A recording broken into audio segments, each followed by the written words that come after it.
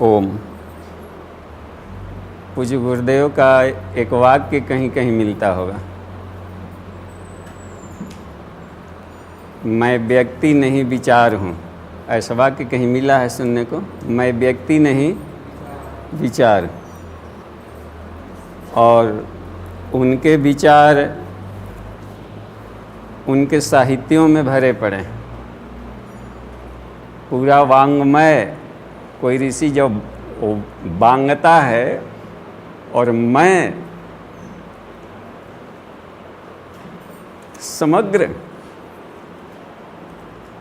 परा और अपरा साइंस पर कोई बांग लगा रहा हो, समझिए वांग्मय। हाँ, तो उनका पूरा वांग्मय, पूरा उनका साहित्य उनका बॉडी है। तो कक्षा में जो कुछ भी बताई जा रही है यह उनके साहित्यों की बात है। यदि कोई कॉन्सेप्ट हमें नहीं डाइजेस्ट हो रहा हो तो हम सीधे नहीं कह सकते कि यह गलत है। इसका मतलब है पूज्य गुरुदेव को चुनौती है। और यदि नहीं डाइजेस्ट हो रहा है तो प्रैक्टिकल की ज़रूरत है कि उसको प्रैक्टिकल करके समझा जाए कि आखिर गुरुदेव ने ऐसा क्यों कहा। और अपने तरफ से हम कोई बात क्लास में नहीं कहते, हम उन्हीं बातों को कहते हैं जिन बातों को हमने डाइजेस्ट किया है, पचाया है, लंबा प्रयोग किया है और अनुभव गम्य है। उन्हीं बातों को हम केवल रख रहे हैं। तो इस प्रस्तुतिकरण में कुछ नई बात यह मिल सकती है कि प्रयोग में जो नई अनुभूतियाँ आई उसको इसमें कहीं कहीं झलक मिल जाएगा, जो किताब में नहीं होगा। हर कोई जब रिसर्च करने लगेगा तो उसके अपने अनुभव उसमें जुड़ जाते हैं। तो हो सकता है कि आप रिसर्च करें तो आपका अनुभव थोड़ा भिन्न निकले, क्योंकि अनुभव भी बहुत सारे फ्रीक्वेंसी से जुड़ा रहता है। तो आवश्यकता है हम लोगों को रिसर्च करने की, न कि सीधे कह देने कि यह कंसेप्ट गलत है। जब गुरुदेव ने कह दिया कि हमारे विचार इतने पैने हैं बेटे कि दुनिया की कोई शक्ति नहीं काट सकती, तो हम कैसे कह सकते हैं गलत है। तो हम लोगों को अपनी सारी शक्ति झोंक देनी चाहिए इन साहित्यों पर खोज करने पर, रिसर्च किया जाए, डाइजेस्ट किया जाए, पचाकर जन सामान्य के कल्याण के लिए परोसा जाए। तो जहाँ समझ में ना आवे उसको और समझने के लिए हम लोग कोशिश करें। तो इतने मस्तिष्क बैठे हैं हम लोग, सब मिलजुल कर जरूर है कि और खुलासा किया जा सकता है। तो ये पॉजिटिव एटीट्यूड कहलाएगा कक्षा का। प्रस्तुतिकरण की शैली में भले उसको हम नहीं समझा पा रहे हैं, लेकिन हमने फील किया है, बस किया है तो किया है। आत्मा को हमने देखा है तो देखा है, आपके नहीं कहने से थोड़े हम मान लेंगे कि नहीं देखा है। ईश्वर को हमने देखा है तो देखा है, बस अब नहीं समझाने आ रहा है तो शब्द नहीं मिल पा रहे हैं।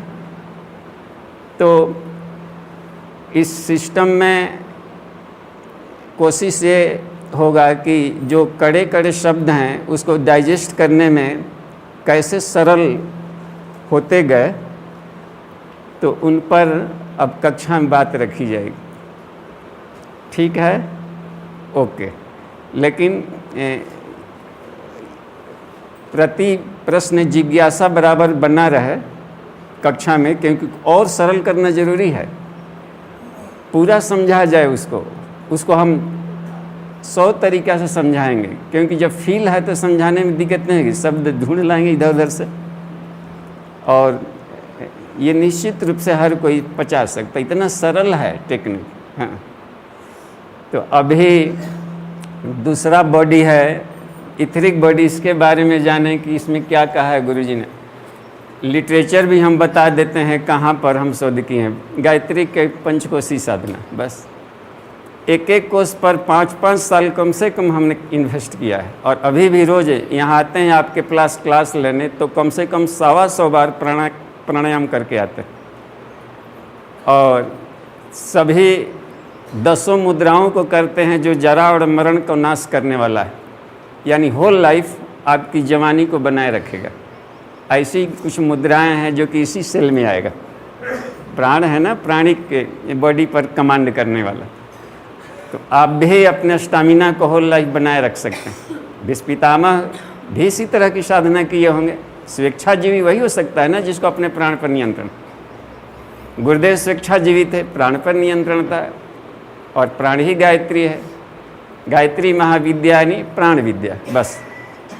तो प्राण को हम लोग कैसे समझें, ये है बात की। ये प्राणमय कोश है, ये क्या है, इथरिक बॉडी क्या है।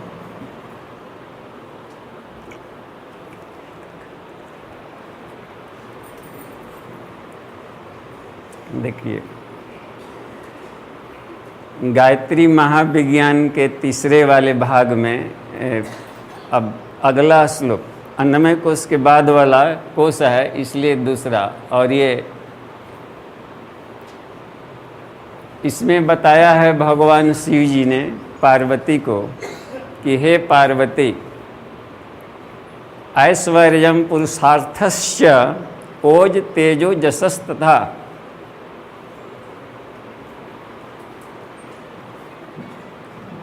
प्राण शक्त्या तु वर्धन्ते लोकानामिति असंशयम। ये जो 5 लाभ है प्राण शक्ति से बढ़ेगा। हम चाहते हैं कि लाइफ में ऐश्वर्य मिले, पुरुषार्थ मिले, ओज मिले, तेज मिले और जस मिले, तो उसके लिए हमको प्राण शक्ति को बढ़ाना पड़ेगा शरीर में।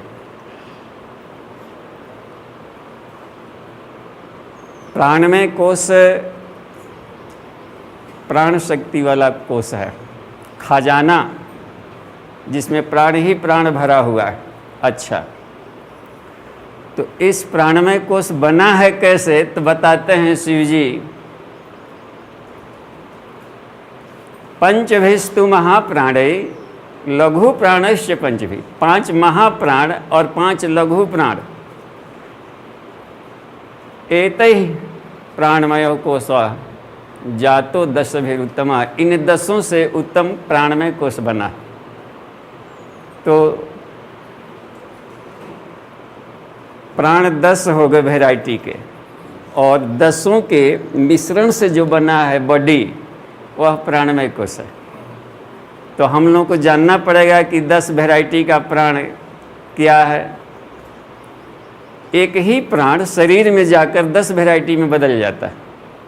बाहर प्राण एक तत्व है, जैसे स्थूल जगत 5 तत्वों से बना है, पृथ्वी जल वायु अग्नि आकाश, ये से स्थूल जगत बना है सारा पदार्थ जगत, ठीक। तो हम लोगों का जो सूक्ष्म जगत है, वह जो चेतन जगत है, वह भी 5 प्रकार के चेतन तत्वों से बना है। जैसे ये बना है 5 से, तो वो भी 5 से बना है, और सब महासमुद्र है। उसमें से एक है चेतन तत्व, जिसको विचार तत्व गुरु जी ने कहा है। विचार एक तत्व है जो पूरे ब्रह्मांड में है वो। और इससे ऊपर और थोड़ा और शक्तिशाली एक प्राण है जो हर जगह है, उसको कहा है बुद्धि तत्व। वो भी हर जगह है। हम जहाँ से अपनी बुद्धि कम पड़ रही है उसे आकाश से खींच सकते हैं। विचार कमज़ोर पड़ रहा है, खींच सकते हैं। निगेटिव थॉट है तो पॉजिटिव थॉट खींच सकते हैं आकाश से, क्योंकि समुद्र की तरह भरा हुआ है हर जगह। तो 2 हो गया, और तीसरा है प्राण तत्व। वो भी एक स्वतंत्र एलिमेंट है जो हर जगह है समुद्र की तरह, और जिससे जुड़ जाता है उसको काम लायक बना देता है, सजीव बना देता है। गजब का है वो तत्व। उससे भी ऊपर है और सूक्ष्म है, एक आत्म तत्व है। ये चेतन तत्व हैं, और 5वां है ब्रह्म तत्व। ये चेतन तत्व भी 5 परतों का बना है। जिससे जड़ जगत 5 तत्वों से बन गया, वैसे ही चेतन जगत भी 5 तत्वों से बना है। अब देखिए उसे वही प्राण तत्व इन ह्यूमन बीइंग में, ये छोटे छोटे आदमियों में या जानवरों में आ गया, या क्रिएचर्स में, पेड़ पौधों में, ये कहीं भी जाएगा वो प्राण तत्व तो उसमें हलचल शुरू कर देता है। तो दो भाग का दिखाई पड़ता है, जो हमारी पदार्थगत पदार्थ है, परमाणु है, इसके भीतर में सक्रियता बन के दिखाई पड़ता है, इलेक्ट्रॉनिक कॉन्फ़िगरेशन के रूप में दौड़ लगा रहा है। और तो उसमें भी एक हलचल है, देख रहे हैं ना। तो उसको कह दिया कि आणविक, अणु, और जो जीव जगत में बुद्धि, विचार, इच्छा, क्रिया, भावना ऐसे के रूप में दिखाई पड़ रहा है, इसको कह दिया विभु। तो दो वेराइटी का वही बन करके दिखाई पड़ रहा है, परा अपरा बन करके काम कर रहा है यह। तो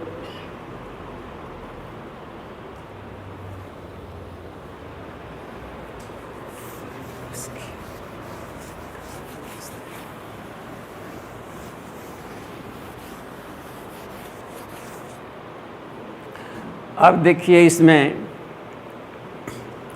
प्राण की उत्पत्ति कहाँ से हो गई है नहीं, ये तत्व जो बनता है आता है कहाँ से, तो साफ जाहिर है कि जब शुरू में एक ही ब्रह्म था तो उससे हुआ होगा। जो कुछ भी है ईश्वर से हुआ होगा, तो उसने ही निकाला इसको। प्रश्नोपनिषद में पूछा है कि प्राण को उत्पन्न कौन करता है। देखिएगा प्रश्नोपनिषद, उसमें भी प्रश्न किया है। उसका उत्तर बताया है कि आत्मा ने ऐसा प्राण हो जाए थे, आत्मा ही प्राण उत्पन्न करता है। हम लोग कभी कभी भ्रम पड़ जाते हैं, प्राण को ही आत्मा मान लेते हैं। प्राण वाहन है आत्मा का, न कि वो आत्मा है। अपने रथ की जरूरत पड़ी तो भीतर से वो रथ निकाल लिया प्राण का, उसी में बैठ करके टहलते रहता है, अन्य जोनी में जाते रहता है। कितना बढ़िया। हाँ, मकड़ा अपना से निकाल लिया, रेशम का कीड़ा अपना से बना दिया है। हाँ, तो वो निकाल लेता है। और इसको कुछ लोग संकल्प बल भी कहते हैं, इच्छा शक्ति भी कहते हैं। विल पावर ही प्राण है। ब्रह्म ने सबसे पहले इच्छा की थी, स अकामयत एको हम बहुश्यामा, एक संकल्प उभारा ना भीतर से। तो जो उनके भीतर के में जो थी संकल्प शक्ति, वही उनके भीतर प्राण शक्ति अपने भीतर से निकाल दिया, और वही विराट बन गया। तो विराट आ जाया था। हाँ? और उससे सब कुछ बनना शुरू हो गया। और वही प्राण शक्ति दो भाग में बढ़ गई, परा अपरा बनकर, और फिर सारा संसार अपना बनाना शुरू कर दी। हे अर्जुन, हमारी दो प्रकृति है, परा और अपरा। अपरा अष्टधा है कह दिया, 5 भूत पदार्थों को गिना दिया है उसमें, और 3 मन बुद्धि अहंकार। और महर्षि कपिल ने 24 वैरायटी का गिना दिया। गीता में कहा श्री कृष्ण ने, सीधा नाम कपिलो मुनि। तो इस पर एक दिन सोच रहे थे कि कपिल का नाम क्यों ले लिया सिद्धों में। तो ये पहले ऐसे एस्थेटिशियन थे, सांख्यिक थे, जो कि हर एक इंग्रेडिएंट्स को गिन गिन करके बता दिया कि इतने ही इंग्रेडिएंट से, कंपोनेंट से ये सारा संसार बना, इनकी ही उड़ती हुई परमाणुओं का धूल है। सीधा नाम कपिलो मुनि। सांख्य माने ज्ञान भी होता है, सांख्य माने एस्थेटिक्स भी होता है। तो और यह प्राण, उसी में से प्राण से ही, जो उसमें कहा 24 तत्वों में से, तो प्राण से ही सब बना हुआ है। और प्राण को छांदोग्यों में से कहा है, गायत्री शब्द के, गायत्री व इदम सर्वम, यह सब कुछ है वह गायत्री में है, यानी सब प्राणमय है। गय प्राण को कहते हैं। प्राण से ही सब बना है, उसी के सब बाई प्रोडक्ट हैं। जैसे दूध से बन गया दही भी, मक्खन भी, छाछ भी, खोआ भी, पनीर भी, नहीं वेराइटी सब बन गया, मिनरल सॉल्ट्स निकल गया उसमें से। तो इसी तरीके से अब दूध से जब बनाना था तो कुछ न कुछ जोरन डालता है, जोरन डाल करके गृहिणी चली गई होगी सोने, तो विराट भी जोरन डाल दिया, ओम, एगो जोरन डाल दिया टप, ओम, और चले गए सोने क्षीर सागर में, सोने लगे। अब खड़ा थोड़े रहेगा कि कब दही बने कभी बने, हैं? आराम से सो रहा था। वो जानता है कि जैसे हमने इच्छा किया वैसा होगा ही होगा। संकल्प शक्ति तगड़ा हो तो होगा ही होगा। तो विल पावर जब तगड़ा हो, तगड़ा विल पावर का मतलब होता है संकल्प बल के साथ साथ में क्या क्या लगा हुआ, उसमें आकांक्षा हो, माने जुनून तगड़ा हो किसी चीज़ को पाने का, हद से ज़्यादा जुनून सवार हो, एक बात ही आकांक्षा, प्लस निष्कर्ष, बुद्धि भी शामिल हो कि हमको बस इतना इतना, बस यहाँ तक पहुँचना है, यहाँ चलना है, यहाँ जाना है, एकदम साफ निष्कर्ष। और साथ ही साथ प्लानिंग भी तगड़ा हो और परिणाम देने के लिए हाई वोल्टेज का बल्ब भी लगा रहे हो तो क्यों नहीं परिणाम आएगा। इन सभी को मिला करके प्राण कहते हैं। संकल्प शक्ति में जब आकांक्षा भी कस के लगा दिया जाए, निष्कर्ष भी शानदार हो और योजना भी कमाल का हो और अग्रगमन के लिए साहसिकता भी हाई वोल्टेज का हो, तो संकल्प अधूरा नहीं रहता। और यही संकल्प सब करा दिया। और सारे संकल्प को ओम साउंड एनर्जी में डाल के वो ड्रॉपलेट जोरन डाल दिया, प्राण निकाल दिया क्षीर सागर। पहले प्राण को ही क्षीर सागर कहते, दूध निकाल दिया। जल ही वही है, पहले जल उत्पन्न कर दिया। जल हर जगह, उसका एक नाम है आपह। आपह का एक अर्थ होता है सर्वव्यापक। आपह माने सर्वव्यापक, तो सर्वव्यापक तत्व बना दिया और उसमें अकामियत के लिए डाल दिया अपना, तो बनने लगा सारा सृष्टि। अब घटक बनने लगा तो 24 वेराइटी के प्रोडक्ट निकल गए। 5 कर्मेंद्रियाँ, 5 ज्ञानेंद्रियाँ, 5 तन्मात्राएँ, 5 भूत पदार्थ, 20 तो ये हो गया। हाँ, और जा कर के मन बुद्धि अहंकार भी हो गया। और महत्तत्व मूल प्राण को कह दिया महत्तत्व, जब मूल प्रधान प्रकृति, आत्मा इसे अलग, जो कि परा कह दिया। तो ठीक है, अब ये तो मालूम हो गया कि सब उसी के बाई प्रोडक्ट हैं। तो हम लोग जानेंगे केमिस्ट्री का भी।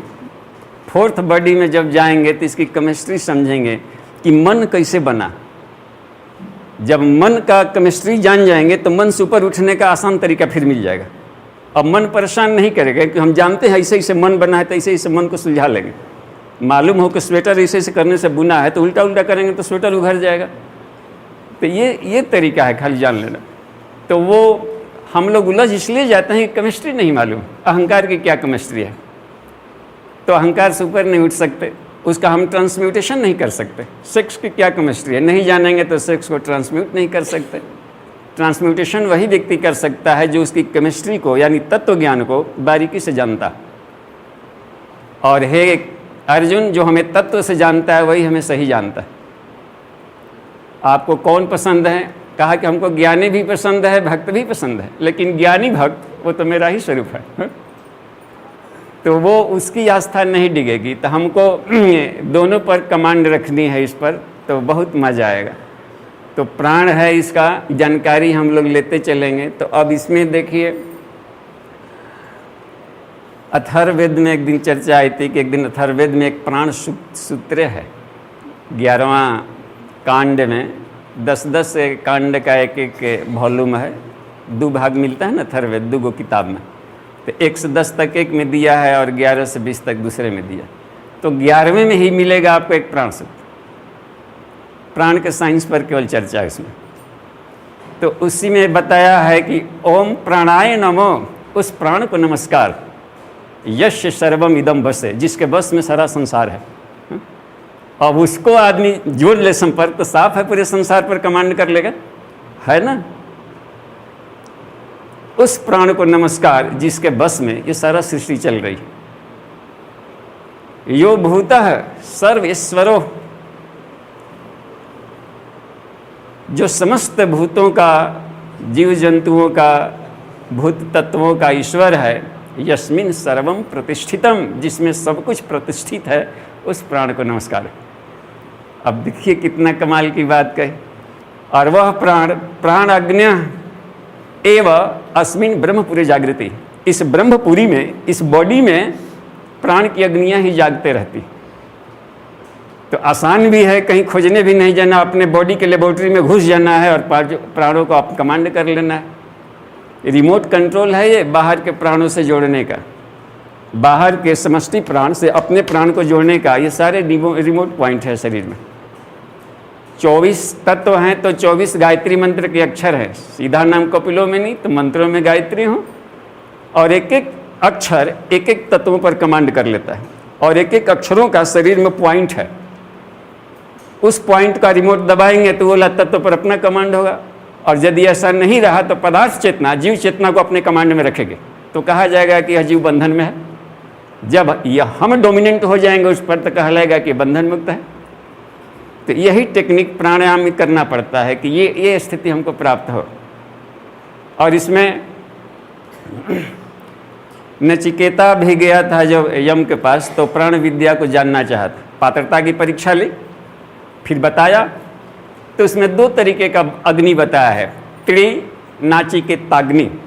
त्रि शब्द भी है, 3 अग्नियाँ, तो 5 और एक जगह है पंचांगिनी विद्या के रूप में भी है।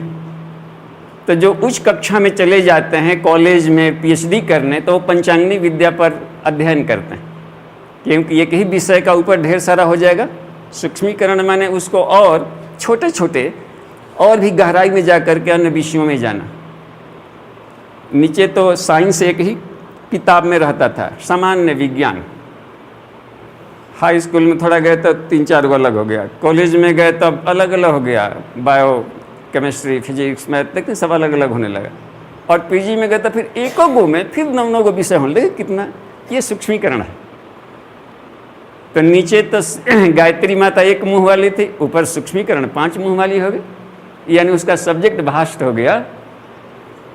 तो नीचे 1 वाली थी तो 3 बॉडी के रूप में पढ़ाया जा रहा था, स्थूल सूक्ष्म कारण। तो तीनों बॉडीज में अलग अलग अग्नियां हैं, तो ओजस तेजस वर्चस। तो जहाँ त्रिनाचितगानी आवे तो समझिए कि ओजस तेजस वर्चस जगाने को कह रहा है। क्लियर हुआ? और यही नचिकेताग्नि है जिसको उपासना साधना आराधना से जगा सकता है। लेकिन जो उच्च कक्षा में चला गया कोई ऋषि, तो पंचांगिनी विद्या का प्रयोग करेगा, यानी 5, अब 3 ही बॉडी में 5-5 कोष हो गए। 2 गो फिजिकल में था स्थूल जगत में, तो 2 गो उसमें था, फिर जाकर के वो कारण में था। तो वही ओजस तेजस वर्चस ही उसमें जाकर के 5 भागों में बट गया। तो उसको प्राणाग्नि कह दिया, जीवाग्नि कह दिया, योगाग्नि कह दिया, आत्माग्नि कह दिया, ब्रह्माग्नि कह दिया। तो प्राणाग्नि और जीवाग्नि मिल करके ओजस कहलाता है। कंसेप्ट हो रहा है ना क्लियर? ओजस माने फिजिकल बॉडी और इथरिक बॉडी के अग्नि को एक साथ मिला देंगे तो ओजस कहला जाएगा। तो हमको अपने अग्नि को बढ़ाना है, अग्निना अग्नि समिधते। चाहेंगे कि ही बार में कि ध्यान लगने लगे तो असंभव है, क्योंकि नीचे वाले आग को तो जलाए नहीं। हाँ? प्राणाग्नि कम रहा, जीवाग्नि कमजोर रहा, तो योगाग्नि कैसे काम करेगा? हाँ? वही आदमी यहाँ पर नियंत्रण कर सकता है जिसकी प्राणाग्नि लपटे रही हो, प्राणाग्नि से जीवाग्नि को जला लिया, और वह जीवाग्नि प्लेटफॉर्म बढ़ता है योगाग्नि के लिए, तब कहीं वो फेल नहीं करेगा साधक। तो हर कक्षा पर बढ़िया से कमांड रखा जाए तो सुविधा होगी। और कमांड करना इतना आसान है, गुरु जी ने कहा कि बालक भी और बूढ़ा भी, बालक भी कर सकता है। ये सरल पद्धति का प्रयोग उन्होंने बता लिया। तो यह है पहले अध्यात्म को अरविंदो घोष से, जिनका हम लोग मनाने जा रहे हैं, अतिमानस से 12 साल का एक पैकेज मिल रहा है। आप चाहें तो हर कोई अतिमानस का अवतरण कर सकता है, निश्चित रूप से अपने आत्मा का साक्षात्कार कर सकते हैं हम लोग। तो उसमें भी उन्होंने 1905 में ही अरविंदो घोष प्राणायाम घंटों प्राणायाम करते थे। हम लोग 2-4 मिनट में सोचते हैं कि सब मिल जाए, और इतना बड़ा पढ़ा लिखा व्यक्ति, इतना ज्ञानी पुरुष घंटों प्राणायाम में लगाते थे 1905 में। और कहाँ जा कर के 1926 में उनको अतिमानस का अवतरण दिवस मनाते हैं। गुरुदेव ही पहले जन्म में ही जब एक बार गए थे गुरु जी के गांव पर, हम जब जा रहे थे, संजोग कहिए कि जहाँ जहाँ पिछला जन्म हुआ, पहली टोली शांति कुंज का हम ही को जाने के मिला अवसर। इसके लिए गुरुदेव को धन्यवाद। और माता जी ने कह दिया कि जा रहे हो तो जाबगांव जरूर जाना, उस एरिया में रामदास रामदास का जन्मभूमि थी, और उन जगहों पर गुरु जी नहीं गए पिछले जन्मस्थलियों पर। वो उतना तेज डाल दिया है कि वहाँ जाने की जरूरत ही नहीं, यहीं से फूंक देंगे तो फिर से लहक जाएगा। तो वहाँ गए तो वहाँ रामदास जी का आदम कद संगमरमर का मूर्ति है, बहुत पहलवान बढ़िया बनाया हुआ है खड़े। तो वहाँ के पुजारी जी थे, एकदम गुरु जी के नकल के थे, अब ब्रह्मचारी पुजारी रहते थे, देखने से लगता था एकदम गुरुजी जी हैं, उषा ही ठीक काद काठी वैष्णव। तो हम उनको चरण स्पर्श करके बैठ के और उनसे जानना चाहे कि इसे रामदास जी के बचपन की कुछ यादें बताइए, उनसे पूछने लगे। तो उन्होंने बड़ी काम की बात कहे कि रामदास यहाँ पर एक तालाब था, उसमें जाकर 12 साल वो तपस्या किया था, घंटों घुटने भर पानी में खड़ा होकर गायत्री मंत्र का जप करते थे। कहिए उस जन्म में घंटों तालाब में गांव के बाहर जाकर गायत्री मंत्र का जप करते थे, रामदास की अवस्था में थे तब। और उनके बचपन की सब बातें सुन ली हमने, तो कहा कि रामदास जी फिर जन्म ले लिए हैं और शांति कुंज में बैठे हैं। एकदम रोने लगे, एकदम तुरंत सत्य मान करके रोने लगे, और पूरे गांव वालों को हाँक के ले आए थे यहाँ और सबसे दीक्षा दिलवाए थे। तो बात ये थी कि प्राण पर रिसर्च बहुत पिछले जन्मों से ही कोई व्यक्ति, जितने ऋषिगण हैं प्राण पर ही रिसर्च किए हैं। कोई महामानव बना है तो प्राण को ही जगा के बना, तो उसको वो लाभ लेते गए उसमें। तो उसमें पंचांगनी विद्या का लाभ। तो आइए हम लोग ये देखते हैं कि 5 प्राणों का क्या नाम है और क्या स्वरूप है। ये जब कहा कि प्राणमय कोश में, प्राणमय कोश 5 महाप्राण,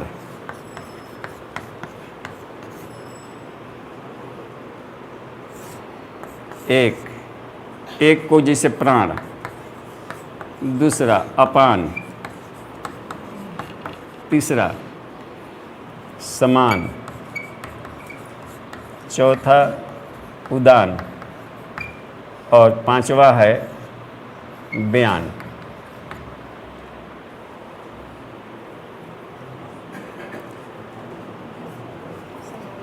लघु प्राण, 5 लघु प्राण। 1 नाग, 2 कूर्म,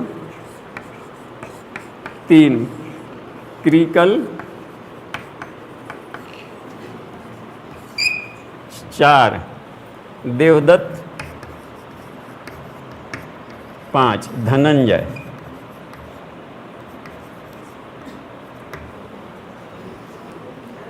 एक ही प्राण महाप्राण गया बॉडी में, तो अपने फंक्शन के आधार पर उसका नामकरण अलग अलग हो गया।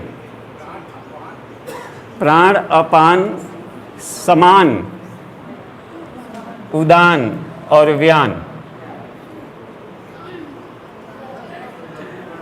ये 5 महाप्राण हो गए और 5 लघु प्राण हो गया। नाग, कूर्म, क्रीकल, देवदत्त और धनंजय। कैसे इस पर कमांड करें, इसी के साइंस को हम बताएंगे। और जैसे जैसे कमांड होगा आपको मस्ती बढ़ते जाएगा लाइफ में। तो ये है प्राण, अपान, समान, उदान और व्यान। नाग, कूर्म, क्रीकल, देवदत्त, धनंजय। अच्छा, जहाँ प्राण रहता है वहीं पर इहो रहता है। ये देखिए, जहाँ बड़का वहाँ उसके सामने वाला, जहाँ ये रहता है तहाँ ये भी रहता है। 3 वाला में ये रहता है। जहाँ उदान है तहाँ देवदत्त है, जहाँ व्यान है तहाँ धनंजय है। ऐसे ये जोड़ी जोड़ी में रहते हैं, ऐसे ऐसे रहेगा, सब जोड़ी बना के रहता है। अब शरीर में देखें कि इसका स्थान कहाँ कहाँ रहता है बॉडी में, और कैसे इस पर कमांड होगा, इसका नेचर क्या है।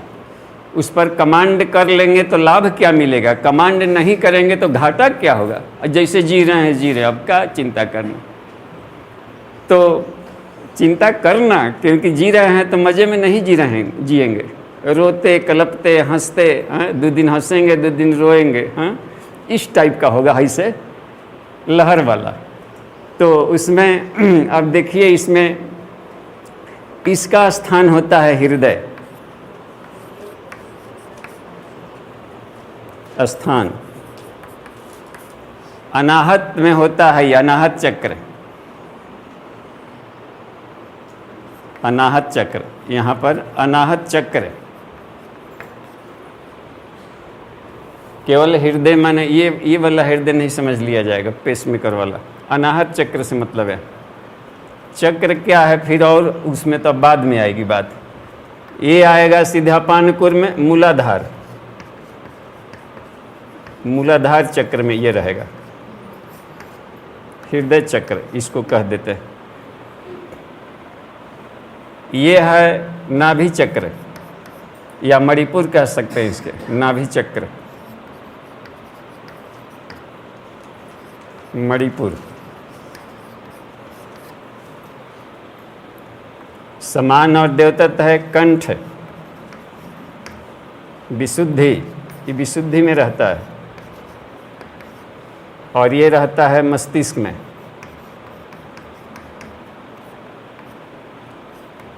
आज्ञा चक्र में, आज्ञा। अब देखिए स्थान भी मिल गया। अब काम के आधार पर ये एक ही था महाप्राण, प्राण तत्व से, लेकिन बॉडी में गया तो अपने काम के आधार पर, जैसे मान लीजिए कि शरीर में कोई हिस्सा है बल, तब बल को काम बांटा जाएगा। आप काम कीजिएगा, खींचिए, खींचना, इसमें बल लग रहा है कि नहीं, खींचने का बल, ठेलना, इसमें भी बल लग रहा है, तो खींचने वाले बल को कह दिया प्राण, ठेल के निकालने वाले को कह दिया अपान। उसके नेचर के आधार पर नाम बदल दिया। सांस को खींचना है, भोजन को खींचना है, शक्तियों को खींच करके ले आना है, भरना है, तो इसमें भी बल लगेगा। बैठाने में, चलिए घर नहीं जाएंगे, कैसे नहीं चलिएगा, हो गया नहीं जबरन, काम कहाँ है तो कहाँ नहीं चलिएगा, जब हमको ज़रूरत है चलिए, डांटियो देगा कैसों ले जाएगा करके। नहीं आ रहा था ना सुखेन वैद्य, चलो ले आए खींच के, प्राण वाला काम किए। तो ये बहुत काम की बात होती है, निकालना, ठेलना। जो विषैला हो गया है उसको बाहर भी निकालना है। कोई किरदार ऐसा आ गया है मकान में और भाग ये नहीं रहा। शुरू में आया था कैसन कि खूब बढ़िया से रहेंगे और इतना कालिख लगा होगा कि ठोक ठाक रातों के किला ठोकने लगता है, किरायो नहीं दे रहा है तो नहीं चाहेगा कि भागो। नहीं भाग रहा है तो धकिया उकिया के कोई दबंग आदमी ले आता है, भगाओ, तो अपान वही काम करता है, भाग। अब तू मल हो गया, विषैला हो गया, अब क्यों शरीर में पड़ा है, बाहर निकल। वो ना काम करेगा तो मर जाएगा। एक जगह जिक्र किए थे कि कहाँ, तो मथुरा का, उन्हें एक जगह जिक्र किए हैं कि रामलीला होना था तो पहले ट्रायल कर रहा था रामलीला मंडली। एगो हनुमान जी बन गया था और गदा भांज रहा था। हनुमान जी को कैसे बनाया था लोग, तो चाशनी लपेट दिया था उसके देह पर और रुआ साट दिया था, रुई, हाँ, रंग के लाल हरियर भूअर साट दिया और खुद गदा चमकाया और उसका रोमकूप हो गया जाम। वो सोचा था कि नाक खुला है तो नाक से सांस ले लेंगे, लेकिन शरीर केवल नाक से सांस नहीं लेता है, कुटेनियस रिस्पिरेशन भी होता है, चमड़े भी सांस लेते हैं। किसी आदमी को नाक खोल दें और पूरे शरीर को अलकतरा पोत दें तो वो मर जाएगा। और हुआ यही, पसीना निकला, विष तत्व निकला खूब कूदते फानने से, और रास्ता ब्लॉक था विष निकलने का, और धड़ाम से बेहोश होकर गिर गया। अस्पताल में गया और जाते जाते डॉक्टर पहले खूब खिसलाया कि कौन चाशनी लपेटा है धोया, चपेटा, तब तक से प्राण त्याग दिया अल्लाह। तो यही बात हो गई थी इसमें कि विष तत्व भीतर रह जाए, नहीं निकलेगा तो आदमी मर जाएगा। सारे रोग विष के चलते होते हैं। गठिया है, साटिका है, सब कहीं ना कहीं उसमें पॉइजन विष वालू का जम गया है, कोई पर वो हो गया है, टिश्यूज कहीं सड़ गया है तो पस दे रहा है वहाँ का। हाँ, तो ये अपान देखिए कितना कमाल का चीज़ है। सब एको कमज़ोर है तो शरीर खतरा में है। सांस लेना बंद कर देंगे तो भी मृत्यु है, मल नहीं निकलेगा तो भी मृत्यु है। ये देखिए समान, इसका काम होता है कि जो खा लिए उसको पचा करके हर जगह पहुंचाना। खाना खाए और पच ही नहीं रहा तो भी आफत है। ये हेनरी फोर्ड के बारे में कहा जाता है कि इतना धनी था कि हर 5 मिनट पर एगो उसका कार निकल जाता था रोड पर, और उसका दिक्कत यह था, प्रॉब्लम, कि कुछ खाता था तो पचता नहीं था। एक एक औंस जूस पचाने के लिए कितने डॉलर खर्च करने पड़ते थे डॉक्टर को देने पर, केवल 1 औंस जूस पचवा दीजिए। बोआम में सब रखा है, काजू पिस्ता वगैरह सब जूस सब है, लेकिन पचे तब तो खाए। टुकुर टुकुर देखता था खाना। जब मरने लगा तो बड़ा कलप कलप करके ईश्वर से कहा था कि हे भगवान, हे ईश्वर, जब अगली बार जन्म देना तो फोर्ड परिवार में जन्म मत देना, इसके फैक्ट्री में काम करने वाला लेबर के घर जन्मा देना, ताकि वो 2 रोटी पचा लेता है और मीठी नींद सोता है। देखिए कितनी, तो समान काम ना करे तो भी प्रॉब्लम है। जो खा रहे हैं पचने उल्टी हो जा रहा है। एक वो है ना कितना काम का चीज़, और इस पर नियंत्रण कितना कमाल, कितना बढ़िया होगा कि कभी वो दिक्कत नहीं आएगा। और उदान का काम होता है शरीर को खड़ा रखना, नाड़ियों में बल देगा, ज्वाइंट्स पर खड़ा रखेगा। और मान लीजिए कि उदान ना हो तो आदमी ना भरक कर गिर नहीं जाएगा, खड़े नहीं हो पाएगा। हड्डियों में रहता है और जोड़ों पर खास करके रहता है। ज्वाइंट पेन है यानी उदान प्राण कमज़ोर हो गया, तो उसको हम कैसे हटा सकते हैं? तो नाड़ियों से प्राण दौड़ता है, तो प्राणायाम के सिवा कोई उपाय नहीं। तो उसमें बड़ी कमाल की बात होगी कि प्राणियों के उसमें होता है आवागमन को ठीक करेंगे, उदान प्राण को ठीक कर लेंगे। तो बुखार लग जाता है तो नाड़ियों में प्राण की शक्ति कम हो जाती है, इसलिए आदमी खड़ा नहीं हो पाता है। हम लोग सोचते हैं कि खूब मोटाएंगे तो बलवान हो जाएंगे, नहीं, प्राण की शक्ति रहेगा तब बलवान होंगे, और वो दौड़ने वाला वोल्टेज की। तो हड्डियाँ ये बहुत काम की। ईश्वर ने हड्डी नहीं दिया होता, बड़ी अच्छा सोच कर देखिए कि हम लोग को हड्डी नहीं होता तो हम लोग कैसे रहते? बाल्टी में पड़े रहते कहीं। तो एक स्थान से दूसरे स्थान तक जाना होता तो क्या कहते कि भाई साहब कोई आकर हमको ले जाओ। ले जाए कौन? वो बाल्टी में है। बड़ी मजा है। उदान प्राण यही काम करता है कि खड़ा रह करके चला देगा आपको। ये और ये बयान काम करता है, मस्तिष्क में रहता है और टेलीफोन वायर के माध्यम से हर जगह जाकर सूचना लेते रहता है। संचार व्यवस्था, किसके घर में क्या हो रही है बात, यहाँ से रहकर पूरे घर घर में, एक एक घर में यहाँ से रहकर कमान करता है, उसका ब्रेन में रहता है। और नाड़ियों के माध्यम से हर घर का खबर लेते रहता है, और ब्लड वेसल्स के माध्यम से भी जा कर के हर घर का खबर लेता है, जो पूरे शरीर भर में शासन करे सभी पर, और इन सारे प्राणों पर बयान होता है। समझिए कितना मस्तिष्क में रहता है। तो ये अपना मुख्यालय रखा है सब, लेकिन कार्य क्षेत्र होल बॉडी ऐसा नहीं कि जहाँ है तहाँ पर केवल पड़ा है। ये उसका सिर्फ मुख्यालय है, और कार्य क्षेत्र होल बॉडी है। अपान जैसे नीचे रह रहा है मूलाधार में, तो ये नहीं केवल मल निकालेगा, आँख से कीचड़ भी वही निकालेगा, यहाँ रह रहा है यहाँ भी वही निकालेगा, कान से खूंट वही निकालेगा। देखते हैं पसीना यहाँ आ गया लीलार पर तो वही निकाल रहा है। तो कार्य क्षेत्र होल बॉडी में रहता है सबका, हर बॉडी सेल्स के 20 तत्व को निकालना है उसको। तो ये तो अपना मुख्यालय बांट दिया थोड़ी थोड़ी दूरी पर, कैसे वो विभाग वहाँ है, वो विभाग यहाँ है, यहाँ ऐसे ही रख लिया है सब। अच्छा, और देखिए इनका काम तो हम लोग जान लिए। ये लोग है लघु लघु, तो ये राजा कहलाता है, तो ये मंत्री कहलाता है, यहो साथे साथे रहता है। तो इनको मंत्रणा देगा और इनके काम में सहयोग करेगा। लेकिन अब तक से जो योग ग्रंथों में लिखा हुआ था वो बड़ा सीमित इनका काम लिखा गया था। नाग का काम लिख दिया है, पिछले जितने भी किताब हैं योग ग्रंथों का उसमें लिख दिया है नाग माने डेकार लेने का काम करेगा खाली। कितना छोटा काम लिख दिया है। डेकार तब नहीं, लेकिन जब खाना खाते रहेंगे अब पेट भरेगा तो वो प्रेशर कुकर जैसा आवाज़ करेगा कि अब बस कर दो, ये नहीं खाली। तो इतने काम के लिए कितना उसके मेहनत करना पड़ रहा है, उसको खिलाना है, रोकना है। जब खाएंगे तो डेकारिएगा, तो ये लग रहा है ना बहुत हल्का उसका मूल्यांकन किया। लेकिन उतने भर पहले कहा था कि नाग का काम है डकार लेना, कूर्म का काम है पलक झपकाना।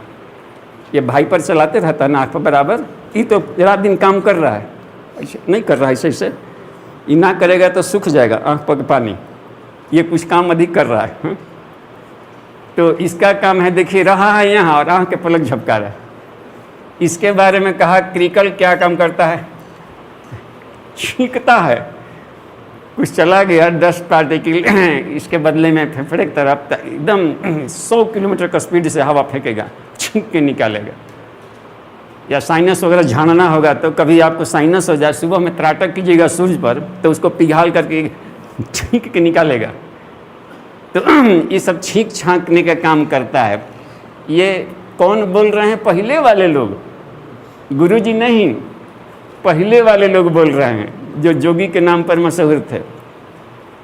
देवदत्त का काम है जम्हाई लेना। लो अब दिन भर में एक बार जम्हाई लेगा कि ना लेगा, अब बेकार बैठल रहे। ये लग रहा है ना कि बड़ी कम ड्यूटी है इसका। इसलिए गुरुजी ने कहा कि सब काट दिया, कि सब पिछला वाला कि सब ये बेचारा सबको गलत मूल्यांकन कर दिया। हाँ? मंत्री है उसका गलत आप वैल्यू लगावें। ये देखिए धनंजय का काम रहता है कि जब तक जिंदा हैं तो बॉडी को सुरक्षित रखेगा, प्रिजर्व। जब शरीर छोड़ देंगे, प्राण निकल जाएगी तो उसके बॉडी सेल्स को तोड़ तोड़ करके वायुमंडल में मिला देगा। तो ये काम है। लेकिन गुरुदेव का कहना है कि ये मान्यताएं सर्वांगपूर्ण नहीं है, काट दिया। तो लग रहा है ना कि कोई प्राण विद्या का ज्ञाता आया, वो साफ बोला है कि अध्यात्म केवल हमारे मुट्ठी में बंद है। कभी किसी कैसेट में सुनिएगा, और इस पर लंबा प्रयोग किए होंगे। अब देखिए उनका क्या कहना है कि बहुत सूक्ष्म परीक्षण करने पर कुछ ये बातें प्रकाश में आती है। गुरु जी का कहना जैसे प्राण का काम है पूरे शरीर में केवल सांसें खींचना नहीं, पूरे शरीर को में जीवनी शक्ति बनाए रखना, जीवन देना भी इसी का काम है। और इसी में ये इसका सहयोग करता है। जैसे कि बॉडी सेल्स में हमने रस बना दिया शरीर में, ठीक है, पच गया, रस निकला, तो रस को झिल्ली से पार करा करके बॉडी सेल्स तक पहुंचाने का काम भी ये सब करता है। हाई खींच करके लाए, इसका काम है पचा देना, लेकिन बाउंड्री पार कराना भी बड़ी मुश्किल काम है। रसों को झिल्ली से छेद करके उस पार करके और रस में ले जा करके डालना, इसमें भी 2 स्टेट का बाउंड्री पार कराना बहुत मुश्किल का काम होता है। वो काम करता है। सोडियम कणों में माइनस और प्लस प्रभार को चेंज करता है, बदलता है। कितना सूक्ष्म परीक्षण करके गुरुजी ने देखा होगा कि इन लोगों का क्या क्या काम है। अपान का काम न सिर्फ मल विसर्जन है, और इन्होंने कहा कि जो काम वासना से सारी रिस्पॉन्सिबिलिटी इसी के ऊपर है। सेक्स की सारी रिस्पॉन्सिबिलिटी अपान पर भी निर्भर है। और जिस व्यक्ति का ये कूर्म कमज़ोर हो तो संतान उत्पन्न करने में सक्षम नहीं होगा। देखिए कहाँ कहाँ तक उनका ये है, फर्टिलिटी से लेकर के और प्रोजनी बंध तक, इसमें पूरी भूमिकाएं हैं इन दोनों का। न कि सिर्फ उतने तक था कि मल विसर्जन करे, वो तो उसका गौण काम था। असली काम है वहाँ पर मूलाधार एरियाज के भीतर में शरीर में जीवन में जोश, उमंग, उत्साह को बनाए रखना है। ये तो प्राणन और अपानन ये बहुत ही कमाल का विद्या है। प्राण में अपान की आहुति डालो और अपान में प्राण की आहुति डालो। गीता में इसको भी प्रैक्टिकल करके हम लोग समझना पड़ेगा ये क्या कॉन्सेप्ट है। तो वो ये आपको मिलेगा बृहदारण्यक उपनिषद में। प्राणन और अपानन के प्रोसेस से आदमी अपने शक्तियों में संसार का एंजॉय भी लेगा और अपने शक्तियों को क्षरण होने से भी बचा लेगा। इस टेक्निक का आदमी सही जानकारी मिल जाती। तो उसका क्या सूक्ष्म प्रक्रिया हम लोग बाद में समझेंगे, समय मिला तो। और ये देखिए अपान कुर्म समान का काम होता है। ये दोनों ये नाभि स्थान में रहते हैं, तो इनका काम है, कहा गुरुजी ने कि समान पित्त प्रकृति का होता है, पित्त, और क्रिकल कफ प्रकृति का होता है। ये कफ का प्रतिनिधित्व करता है। पित्त और कफ के गड़बड़ाने से शरीर में रोग दुख होता है, वात बनना, गैस बनना, ये सब। इसका मतलब ये नहीं है कि आपने भोजन नहीं खाया है इसलिए गैस गुड़गुड़ा रहा है। आपका यहाँ का जो प्राण है, समान और क्रिकल, इसमें गड़बड़ी है। नहीं तो सभी फास्टिंग करने वालों के साथ होता, हमको नहीं कभी होता है गैस फॉर्मेशन वगैरह। कितना कितना दिन रहे हैं पास जलाहार पर, तो न जाने कितना बार। एक बार सूर्य का अमृता पर रिसर्च कर रहे थे, तुलसी को अमृता भी कहा गया, तन्नो अमृता प्रचोदयात तन्नो वृंदा प्रचोदयात, ऐसे भी है। और सूर्य से तो 24 दिन तक केवल तुलसी के काढ़ा लेकर के और सूर्य की शक्तियों को खींचने वाला प्रैक्टिकल कर रहे थे। तो उसमें भी सब देखा कि कहीं ना गैस फॉर्मेशन हो रहा है, शरीर के पसीने में भी तुलसी के गंध आने शुरू हो गए थे। अब तुलसी ही पसीनों से निकलता था, जहाँ चलते थे तो लगता था तुलसी जा रहा है ऐसे ही, तो वो जो खाएंगे उसका शरीर भाप निकलेगा उसमें। तो उसमें भी देखा कि ये शरीर के जब कोई भी प्रैक्टिकल लंबा नहीं करना चाहिए, अपनी क्षमता को देखते फिर बैकअप हो जाना चाहिए। हमने कभी भावावेश में नहीं किया है साधना, वैज्ञानिक ढंग से किया, अपनी सामर्थ्य को देखते किया, फिर बैकअप हुए, फिर कुछ दिन बाद उसका प्रैक्टिकल करके देखें कि अब क्षमता बढ़ी कि नहीं। हर क्षमता के बाद हम बीच बीच में हिमालय चले जाते हैं बॉडी रेजिस्टेंस पावर को चेकअप करने के लिए, कि देखें कि वहाँ के क्लाइमेट के साथ करने में स्टेमिना घटी कि बढ़ी कि क्या लाभ हुआ। और वहाँ पर सैलानी जाके जो इन्वायरमेंट में पोल्यूशन फैलाते हैं उसको भी धोने का काम करना पड़ता है जुग निर्माणी को ही। ध्यान की प्रणाली से जा कर के उन सबको रिफाइंड किया जाए और फिर से तपस्थली बन जाए पूरा हिमालय का एरिया। तो ये बात बताते थे कि देखिए पीत और कफ ये जहाँ गड़बड़ाएगा तो लग रहा है ना कि सब रोग दुख हुआ पेट का। तो एक हो गया समान हो गया, पीत का प्रतिनिधित्व करेगा अग्नि तत्व, तो एक हो जाता है कफ का करेगा, और इन्हीं के गड़बड़ाने से सारे रोग दुख होते हैं। और जो व्यक्ति इस पर नियंत्रण कर ले उसका पेट का बीमारी ना होगा। कैसे नियंत्रण होगा हम बताएंगे, सब चाबी है, धीरे धीरे कल प्रैक्टिकल करके बताएंगे। और होल लाइफ नहीं खराब होगा, अगले जन्मों में नहीं। अब जो जानता है टेक्निक सटाना कैसे खराब होगा जी, तो वो उसको प्राण शक्तिया तो वर्धनते, एक बात आ गई। और देखिए ये उदान समान क्रिकल, उदान कंठ में रहता है, इसका काम केवल शरीर को खड़ा करना नहीं, श्री समृद्धि धन दौलत ऐश्वर्य जो लक्ष्मी की शक्ति है, धनी द्रविड़म, यही ले आएगा अंतरिक्ष से खींच करके। ये बहुत बढ़िया कमाल का चीज़ है, विष्णु ग्रंथि कहलाता है। गायत्री साधक को या जो प्राण के उपासक हैं वो कभी दरिद्र नहीं होते हैं और कभी कंगाल नहीं होंगे लाइफ में। कौन ले आएगा? ये लाएगा उदान। कहाँ से लाएगा? आप ही से काम करवा लेगा।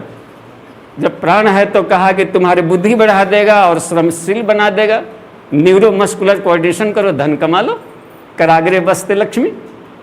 और बुद्धि खर्च करो, श्रम करो, लक्ष्मी पैदा हो जाएगी। कहाँ से बल आएगा? ये देगा। तो ये काम कर लेता है। और देवदत्त का काम है कि सिद्धियां ले आएगा, न कि खाली वहाँ पर बैठल है जम्हाई लेने के लिए।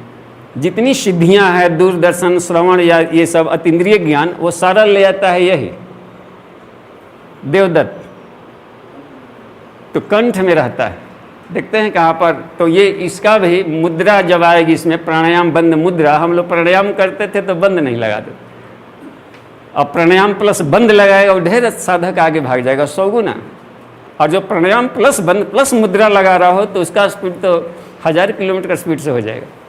और तीनों को एक साथ लगाएंगे तभी ही काम करेगा वो। कैसे लगाएंगे? प्रैक्टिकल हम लोग धीरे धीरे उस पर पकड़ बनाएंगे। और 10 साल है ना साथ में, 10 साल में बन के दिखा देना है। अतिमानस का अवतरण करने का हम लोग मनाने जा रहे हैं, वो 26 वाला। तो इसमें ये कमाल के हैं दोनों, सिद्धियां का स्वामी है और प्लस लक्ष्मी का स्वामी है कंठ को पे। और बयान उदान, ये ऋतंभरा प्रज्ञा यहीं पर अवतरण होगा। बुद्धि, ऋतंभरा प्रज्ञा, आत्मज्ञान, आत्म साक्षात्कार, ब्रह्म साक्षात्कार सब हियाँ होगा। ये मंद पड़ा है तो नहीं रहेगा। जन्मों जन्मों तक हम लोग मूर्ख है, जन्म लेंगे मूर्ख है, मरेंगे। और ये काम करने लगेगा तो एक ही जीवन में क्या कल्प कर देगा। बयान सोया रहे तो दिक्कत है। और यहीं पर आत्म साक्षात्कार लाता है। इसको कृष्ण भी कहते हैं तो धनंजय को अर्जुन भी कहते हैं। संगम त्यक्तवा धनंजय, ये है हियाँ बैठल है। कृष्णार्जुन संवाद ये चलता है। प्रश्नोत्तरी दिमाग में ही चलता है, क्या करें क्या ना करें। एगो संसार का एडवोकेट बन के प्रश्न करता है धनंजय, तो वो आत्मा के पक्ष में उत्तर देने लगता है ही वाला। दुगो वकील होता है ना, एगो देता है कि वो करो बढ़िया है, कहता है कि इसके हित में करो, उसके हित में करो, ये यहीं पर बहस चलते रहता है। तो ये जिनको मिल गया, इसी को गरुड़ भी कहा है, ये जिसका जागृत है वो आत्म साक्षात्कार कर लेगा। इसलिए अब साफ जाहिर है कि इस प्राणमय कोश पर इसका प्रैक्टिकल करना बहुत ज़रूरी है। तो क्या क्या लाभ मिलेगा? 5 ऐश्वर्य, पुरुषार्थ, ओज, तेज और जस। बहुत बड़ा बड़ा चीज़ है। ओज शारीरिक अंग अवयवों में हमेशा निरोगता रखेगा, चमक रखेगा। तेज मानसिक ब्रिलियंसी रखेगा। और एक है ना उसमें, अब उपाय देखिए क्या उपाय है, नियंत्रण के उपाय, ये सब प्राण है। और इसमें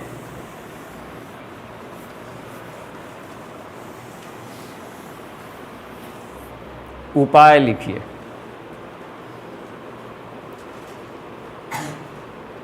शुद्ध है करने का प्राणमय कोश जागरण के उपाय, बस जागरण का उपाय। 1 प्राणायाम,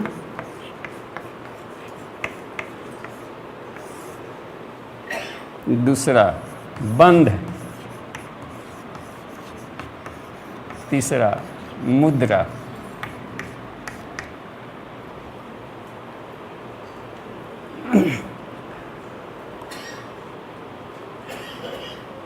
प्राण का आयाम करेंगे।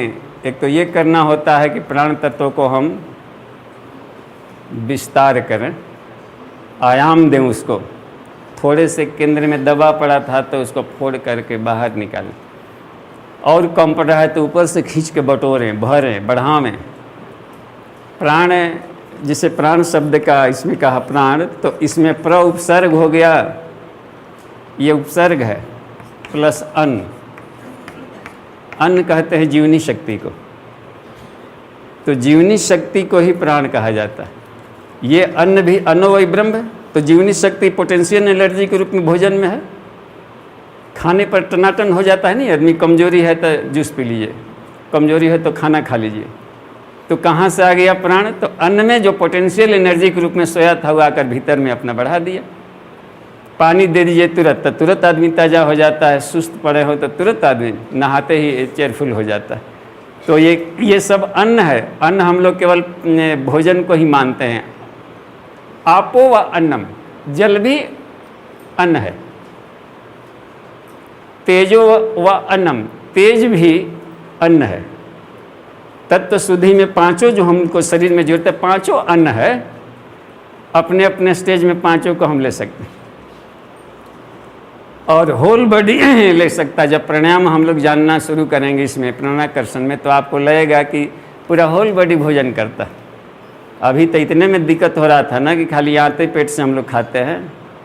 हर बॉडी सेल्स का एक माइंड होता है। अब ये खाली माइंड नहीं है, हर बॉडी सेल में एक माइंड है, और वहाँ से ही भोजन ले लेगा वो।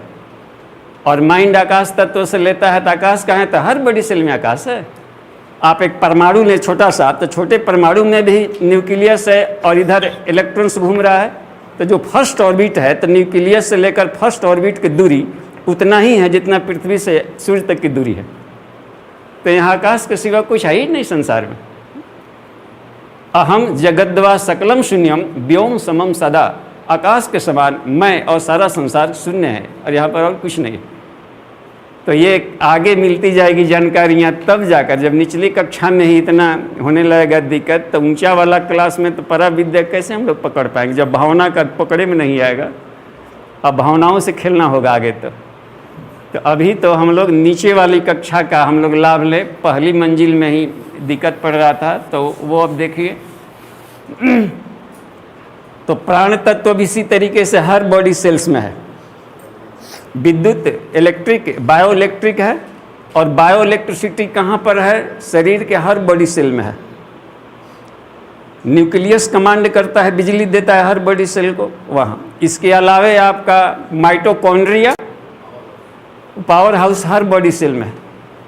जो भी हम लोग उसको हम चाहें तो भोजन से भी चार्ज कर सकते हैं या सोलर ऊर्जा से डायरेक्ट चार्ज कर सकते हैं। हम सोलर ऊर्जा से कैसे चार्ज किया जाए इसको बताएंगे। माइटोकॉन्ड्रियल सेल को इतना चार्ज कर लीजिएगा, जिसे मान लीजिए कि माइटोकॉन्ड्रिया है, इसका इसे क्रिस्टी रहता है उभार, और इसमें पिगमेंट्स होते हैं कण, यही एटीपी एडीपी का काम करता है, एडेनोसिन ट्राइफॉस्फेट डाइफॉस्फेट। तो ये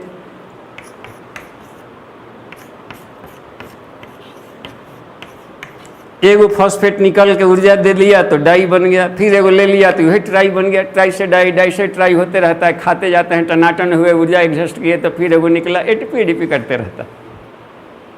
गुरुजी ने बताया है कि अगस्त ऋषि ने 3 चूल्हों में समुद्र पी लिया था। इसका कारण ये था कि उन्होंने अपने भीतर के माइटोकॉन्ड्रियल सेल्स को सौर ऊर्जा से चार्ज कर लेते थे, और इतना चार्ज कर लेते थे, पानी पीते जाते थे और प्लाज्मा के रूप में सूक्ष्म हो जाता था। वो कहा कि 3 चूल्हे में एक समुद्र तो बहुत कमज़ोर बात है, 1 चूल्हे में 3 समुद्र पिया जा सकता है, ये इनका थॉट।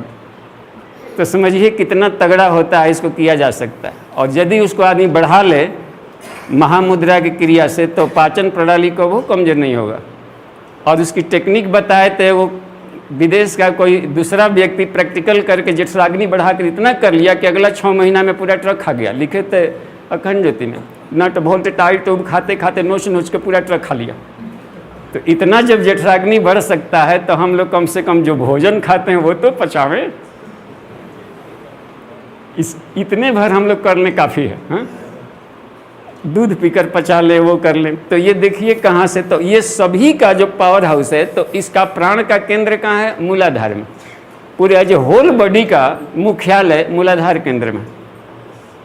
एनर्जी यहाँ भी चाहिए, दिमाग को भी सोचने के लिए विद्युत चाहिए, लेकिन वो उसका मुख्यालय है नीचे मूलाधार। कुंडलिनी शक्ति उसी को कहा जाता है, वहाँ पर है, वहाँ से बिजली की सप्लाई देता है। यहाँ भी है अणु और विभु, विभु वाला यहाँ है, अणु वाला हुआ। एक देता है ज्ञान वाला लेवल हर जगह, तो एक देता है ऊर्जा वाला लेवल हर जगह।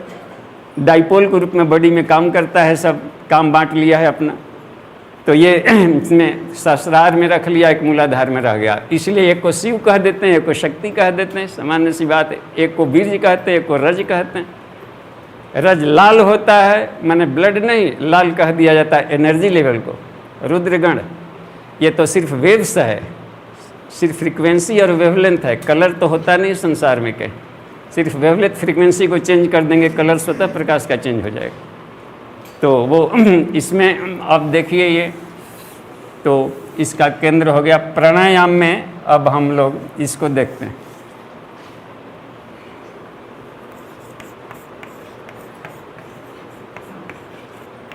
प्राणायाम, प्राण को आयाम विस्तार करना हो गया इसमें। तो देखिए,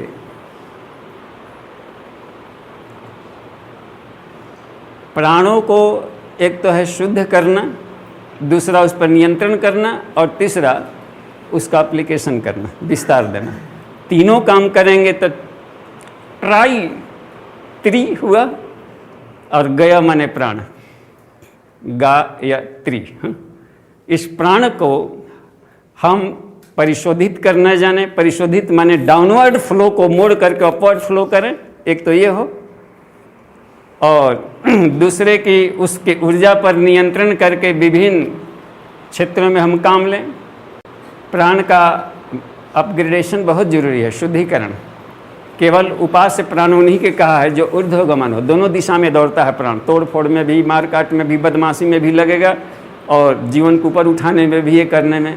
तो जो प्राण ऊर्ध्वगमन की तरफ है वो उपास्य है। गायत्री में सिर्फ अपग्रेड वाला है उपास्य, ऊर्ध्वगामी दिशा में काम कर रहा है, तो उपास्य है। नीचे जो भी प्रयोग किया है, नीचे सब लोग मृत्यु के कारण बने और ईश्वरीय व्यवस्था में खलल डाले। इसको अब देखिए, प्राणायाम में वो गुरुजी ने कहा कि ये कुछ प्राणायाम ऐसे हैं जो कि निरापद हैं। नाड़ी शोधन,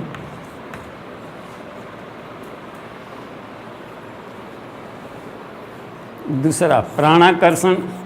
देखिए ये प्राणाकर्षण, यही एक ऐसा प्राणायाम है जो गुरुदेव ने इस पृथ्वी वासियों को दिया। अब तक से प्राणाकर्षण प्राणायाम का नाम नहीं लोग जानते थे। दूसरा प्राणायाम ढेर है, अनुलोम विलोम, कपाल भाती, भस्त्रिका, उज्जाई, भ्रामरी, त्रामरी, इसी में फंसे रहते थे लोग। हाँ? और ये सब था सिर्फ हाइजीनिक था, सिर्फ रोगों को हटाने के लिए वो सब था। प्राणायाम हुआ ही नहीं अब तक से, इसीलिए लोग प्राणवान वैसा दिख नहीं पड़े। प्राणायाम तो अब न होगा कि प्राणों को खींचें और भरें। तो तारों की सफाई की गई केवल पहले, अनुलोम विलोम भी किए तो ईड़ा पिंगला को साफ किए, लेकिन बॉडी सेल्स के हर पार्टिकल्स के भीतर में हम शक्तिशाली बना दें, कैपेसिटी उसकी बढ़ जाए, मन के लेवल को ऊंचा कर दें, ईश्वर तत्व से जोड़ लें, उस टाइप का हमने प्राण कहाँ भरा अपने भीतर में। तो यही बात थी। तो एक तो ये दोनों बहुत चमत्कारी है। नाड़ी शोधन का भी गुरु जी ने नया प्रोसेस दिया है। पहले वाले उपनिषदों में दूसरा प्रोसेस है। पहले वाले में था या तो अनुलोम विलोम को नाड़ी शोधन कर दिया है उपनिषदों में, या फिर जा कर के कपाल भाती वगैरह को भी, माने सारे प्राणायाम तो नाड़ियाँ शुद्ध करते ही हैं। प्राणायाम का काम ही है नाड़ी शुद्ध करना। लेकिन गुरुदेव ने एक नया शैली दिया है नाड़ी शोधन का, उसको हम लोग जानेंगे। सिर्फ गुरुदेव की बताई पद्धति को हमने केवल प्रैक्टिकल किया। और तीसरा है इसमें से कभी एक सूर्य भेदन। सोहम, ये चार बड़ी कमाल के हैं। ये आध्यात्मिक शक्ति को शरीर में बढ़ा देगा, ऊपर उठाना शुरू कर देता है। ये है शरीर के अंग अवयवों में ये है। तो पहले हम लोग नाड़ी शोधन को आज देख लें। आज जाता है सूर्य। ये बॉडी के नेचर के ऊपर है, कौन कोल्ड ब्लडेड हैं, कौन आइसोट्रोपिकल हैं या हॉट ब्लडेड हैं, इसके आधार पर वो काम करता है। ठीक है, अब देखिए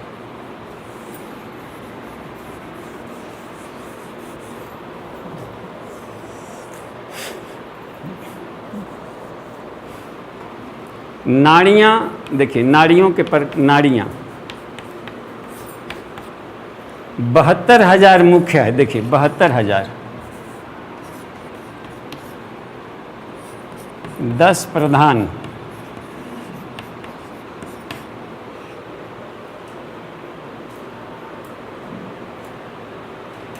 इसमें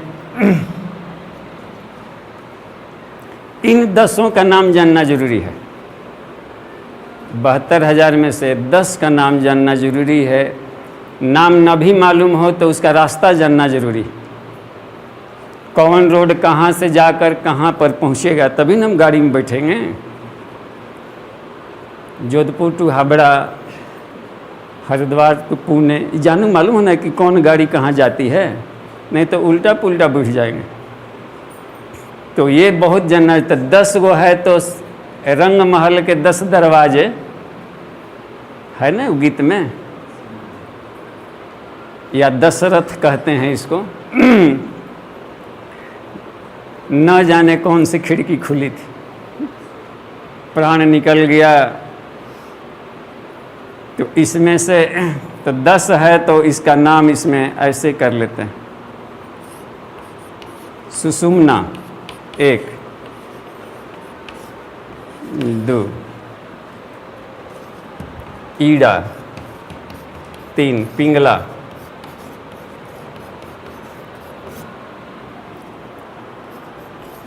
4, हस्तजिह्वा 5, गंधारी 6, पूखा 7, यशस्विनी 8, अलम्बुसा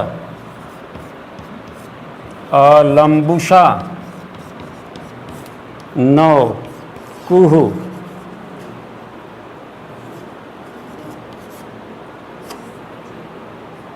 10, शंखिनी। योग चूड़ामणि उपनिषद में इसका पाथवे बताया। उपनिषद के आधार पर ही हमने सब प्रैक्टिकल किया। तो ये देखिए कहाँ से कहाँ तक जाती है। 9 रास्ता तो हो गया, 9 दरवाजे जो कि ओपन है। ये सब 4 लेन है एकदम, इसमें कोई रुकावट होगी तो बड़ा